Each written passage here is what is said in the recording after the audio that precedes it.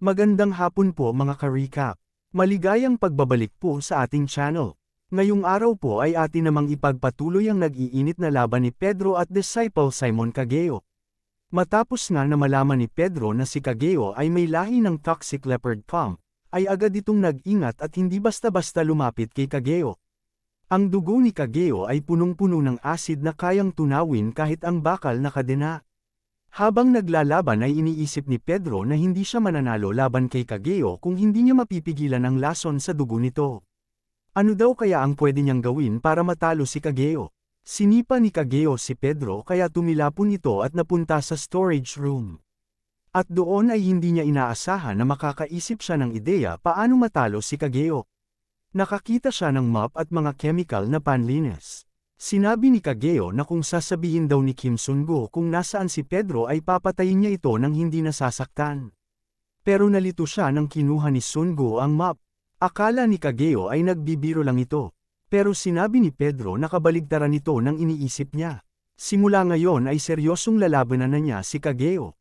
Tinanong siya ni Cageo kung sumusuko na ba siya. Napangiti lang si Pedro at sinabi na hindi daw aasahan ni Cageo na ang mop na ito ay napakadelikadong sandata laban sa kanya. Nagtataka pa rin si Cageo. Huwag daw sabihin ni Sun-go na gagamitin niya ang mop dahil mas mahaba ito kaysa sa claws niya at akala niya ay mananalo siya dito.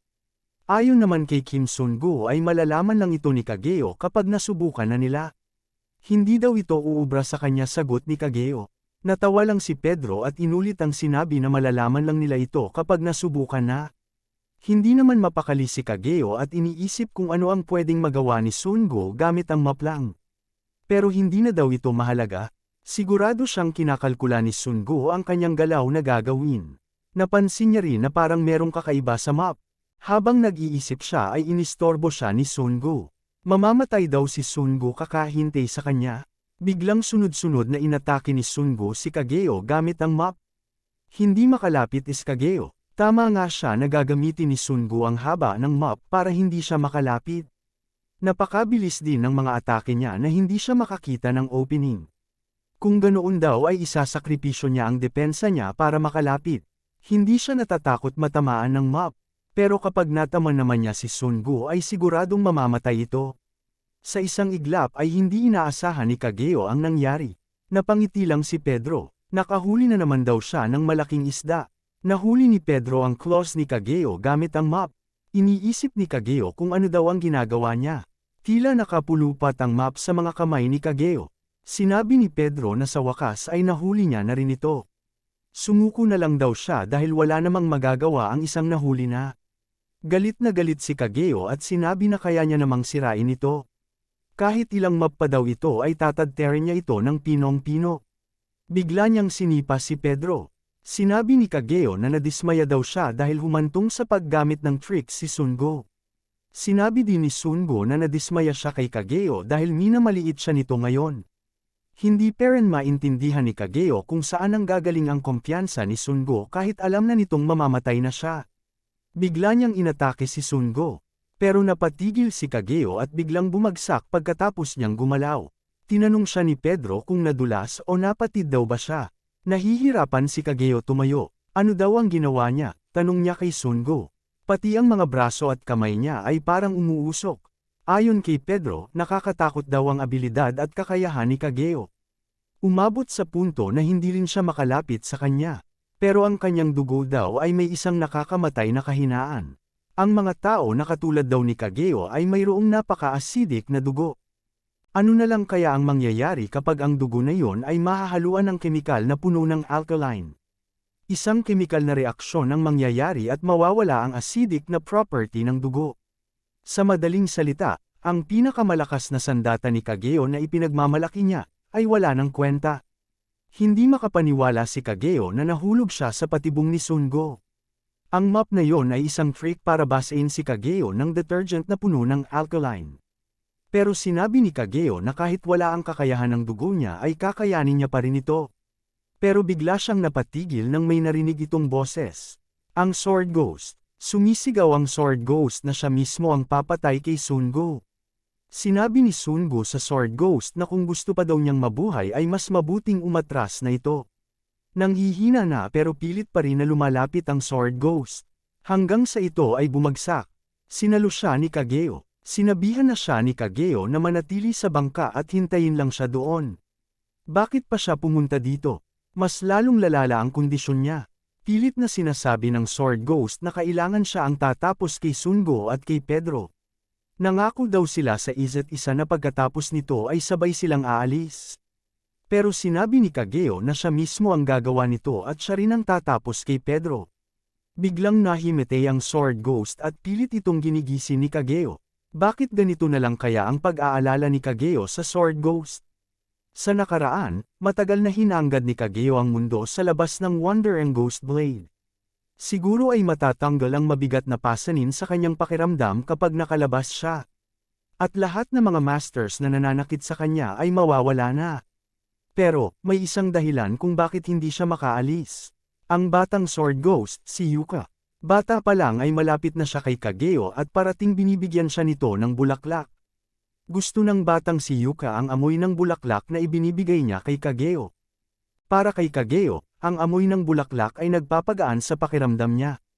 Ang lahat ng galit, kalungkutan, at lumbay na pumipigil sa kanya, lahat ng ito ay nawala nang hindi niya namamalayan.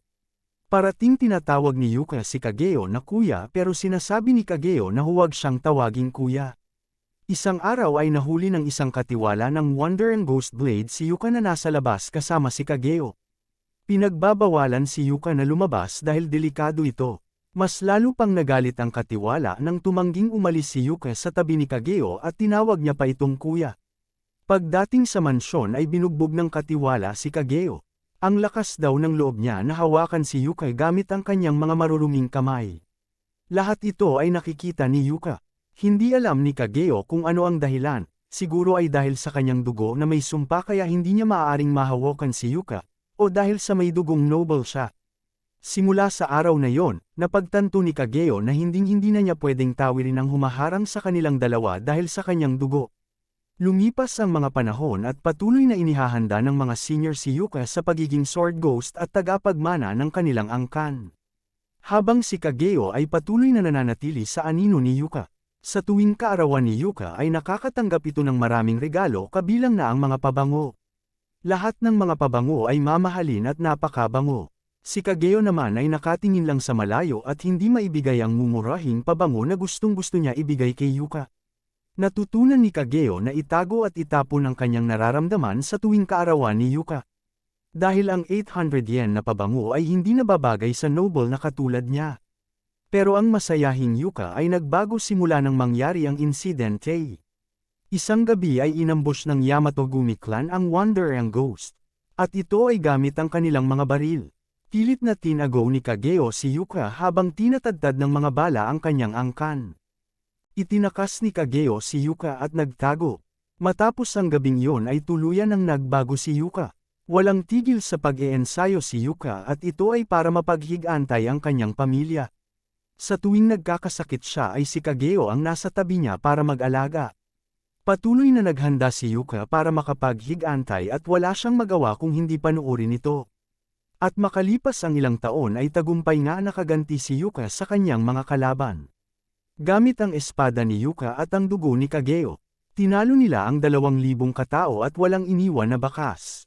Pero dahil sa paghihiganti na yon ay nawalan sila ng babalikan. Saan na daw sila pupunta? Tanong ni Yuka. Para kay Kageo ay susunod siya kahit saan gustong pumunta ni Yuka. Sinabi ni Yuka na iwan na lang daw siya ni Kageo pero hindi siya pumayag. Paano daw kapag dumating ang araw na pumunta sila sa isang lugar na walang makakakilala sa kanila? Mamimites sila ng prutas at maliligo sa ilalim ng araw, araw-araw. Pero masyadong mainit ang araw kaya huwag na lang. Sinabi ni Kageo na huwag siyang mag-aalala dahil siya daw ang magiging lilam ni Yuka. Hindi na alam ni Kageo ang gagawin. Biglang binanggit ni Yuka ang pangalan ni Kageo. Inabot ni Yuka ang pabango kay Kageo. Ito ang pabangong hindi maibigay-bigay ni Kageo sa kanya. Bakit nasa kanya daw ito? Tanong ni Kageo. Sa tingin daw ba ni Kageo ay hindi niya ito malalaman? Parati niya daw itong bitbit sa loob ng 10 taon pero hindi man lang ito napansin ni Kageo. Ayaw niyang masayang ito kaya hindi niya ito ginagamit. Ginamit ito ni Kageo. Nababanguhan si Yuka sa amoy nito. Habang nanghihina ay sinabi ni Yuka na sa lahat na oras na kasama niya si Kageo, pakiramdam niya ay nasa lilam siya nito. Humingi din siya ng paumanhin na hindi niya matutupad ang kanyang pangako na sabay silang aalis. At sa huling pagkakataon ay tinawag ni Yuka si Kageo na kuya. Bigla siyang hinalikan ni Yuka. Napaiyak ang dalawa habang magkayakap pero nagulat si Kageo sa ginawa ni Yuka. Kinagat niya ang bibig ni Kageo at ininamang dugo nito. Pinapaluwa ni Kageo si Yuka pero huli na ang lahat. Marami daw siyang nagawang hindi mapapatawad na mga kasalanan. Mas mabuti na daw ito. Sa ganitong paraan, malayang mabubuhay si Kageo. Walang magawa si Kageo kung hindi ang mapaiyak. Tuluyan na ngang binawian ng buhay si Yuka. Ano naman kaya ang kahihinatnan ng laban ni Kageo at Pedro? Alamin po natin yan mga ka-recap sa susunod na mga kabanata. Maraming salamat po sa panunood at sana po ay nagustuhan ninyo. Please like our videos po and also subscribe to our channel sa hindi pa po nakakapag-subscribe. See you soon. Bye!